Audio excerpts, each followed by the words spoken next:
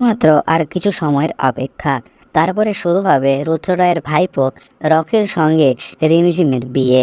হ্যাঁ বন্ধুরা, এইদিকে কুণাল ভাবতে থাকে যে এটা কি কোনো বিয়ে হচ্ছে, কোনো রিচুয়াল মেনটেন করা হচ্ছে না, মনে হচ্ছে যেন কোনো একটা ডিল ফাইনাল হচ্ছে। হ্যাঁ বন্ধুরা, অনেকেই অনেক কথা বলতে থাকে, কিন্তু রাহুল ও দ্যুতি কাউকে কিছু না কেয়ার করেই বলে, তোমরা সবাই একটু বসবে, এসো, সন্ধ্যা আরতি হয়ে গেছে, আর কিছুক্ষণের মধ্যেই বিয়ে শুরু হবে, ততক্ষণ তোমরা একটু বসে পড়ো, তারপরে শুরু হবে বিয়ে।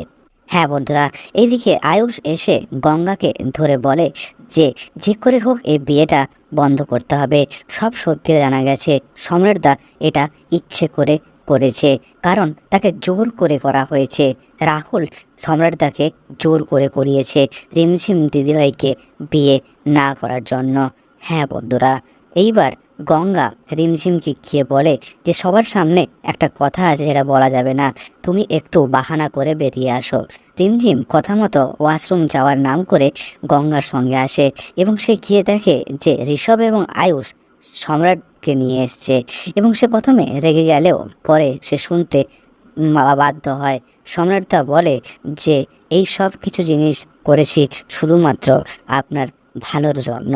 রাহুল স্যার এবং দ্যুতি ম্যাডাম আমাকে যা বলেছে আমি সেই মতো করেছি, কিন্তু আজকে আমি আমার ভুল বুঝতে পেরেছি। আজকে তুমি আমায় বিয়ে করবে তো?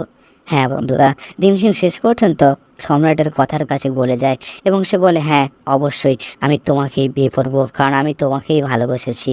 হ্যাঁ বন্ধুরা, এবং রিমঝিম বলে কিন্তু এই কথাগুলো যদি সবার সামনে গিয়ে এখন বলা হয় অনেক বড় ঝামেলা হবে, তখন আমাদের বিয়ের আগেই সমস্ত সংসারটা পড়ে যাবে, তাহলে চলো আমরা পালিয়ে যাই। কিন্তু গঙ্গা বলে পালিয়ে গিয়ে কতদিন পালিয়ে থাকবে, তুমি দাঁড়াও, আমি সবাইকে গিয়ে বলছি। এই বলে গঙ্গা এবং আয়ুষ গিয়ে ঋদ্ধিমান বাবুর কাছে যায়, গিয়ে দেখে ঋদ্ধিমান বাবু এবং রুদ্র রায় দাঁড়িয়ে কথা বলছে। রুদ্র রায় ঋদ্ধিমান বাবুকে অনেকভাবে তুচ্ছ তাচ্ছিল্য করছে। হ্যাঁ বন্ধুরা, গিয়ে গঙ্গা জবাব দেয় যে আজকে ওনার কষ্টের দিন নয়, আজকের কষ্টের দিন আপনার, কারণ এই বিয়েটা হবে না, আপনার ভাইপোকে আমার দিদিভাই বিয়ে করবে না। তারপর ঋদ্ধিমান বাবু পুরোটা শোনে, এবং ঋদ্ধিমান বাবু বলে তাহলে এই বিয়েটা আটকাতেই হবে। রাহুল দুদি যা বলে বলুক, ওরা এতটাই স্বার্থপর যে নিজের মেয়েকে বিয়ে দিচ্ছে শুধুমাত্র ব্যবসার জন্য, এই সব মানব না, আমি এই বিয়ে আটকাবো।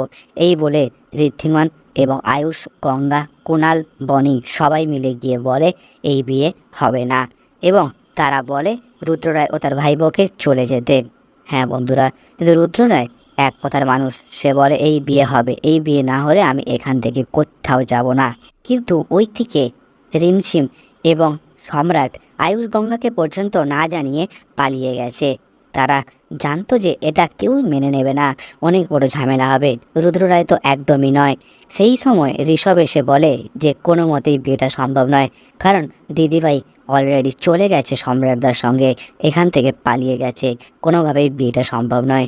সেই সময় রুদ্র রায় বলে চলে যায় যে ঠিক আছে, এই দশমীর রাতেই আমি দেখাবো প্রতিশোধ কাকে বলে, এবং সে রীতিমতো হুমকি দিয়ে চলে যায়, এবং রাহুল ও দ্যুতির মুখ লজ্জায় একদম কুঁচকে যায়, কারণ তারা সবাই জেনে গেছে যে তারা শুধুমাত্র ব্যবসার জন্যই তার মেয়েকে বিয়ে দিচ্ছে। হ্যাঁ বন্ধুরা, এই ছিল আজকের ভিডিওর গল্প। গল্পটি ভালো লাগে তাহলে অবশ্যই লাইক করবেন, চ্যানেল নতুন হয়ে থাকলে অবশ্যই চ্যানেলটিকে সাবস্ক্রাইব করবেন, এবং পরবর্তী পর্বে কী হতে চলেছে তা অবশ্যই কমেন্ট করে জানাবেন। রুদ্র রায় কী প্রতিশোধ নেবে তা দেখার জন্য অবশ্যই চ্যানেলটিকে সাবস্ক্রাইব করে রাখবেন।